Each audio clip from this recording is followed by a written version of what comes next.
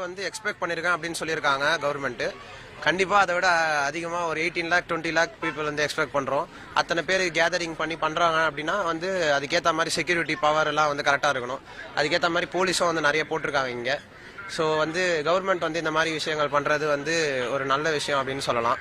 இந்த மாதிரி அடிக்கடிக்கு இந்த மாதிரியான ஈவெண்ட்ஸ்லாம் நடக்கிறது வந்து மக்களுக்கு வந்து ஒரு நல்ல எக்ஸ்போசர் கிடைக்கும்.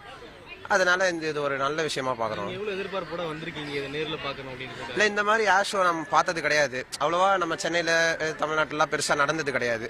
நடந்தாலும் பெருசா ஈஸியா போக முடியாது. இது வந்து எல்லாருமே போகலாம். மக்கள் பாருங்க, எல்லாரும் ஃபேமிலி ஃப்ரெண்ட்ஸோட வந்திருக்காங்க. அதனால வந்து ஜாலியா போகலான்னு சொல்லிட்டு ஒரு நல்ல எதிர்பார்ப்போட வந்திருக்கோம்.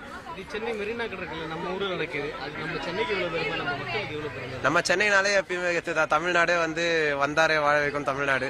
அதனால வந்து சென்னையில் அதுவும் மெயினாக மெரினா பீச்சில் வந்து நடக்குது. ஒரு இந்தியா நேஷன் வைடு ஸ்ப்ரெட்டான ஒரு விஷயம் வந்து நடக்குது அப்படின்னா ரொம்ப சந்தோஷமா இருக்குங்க.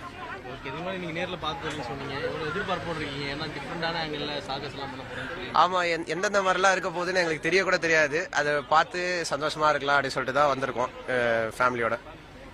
தேங்க்ஸ்.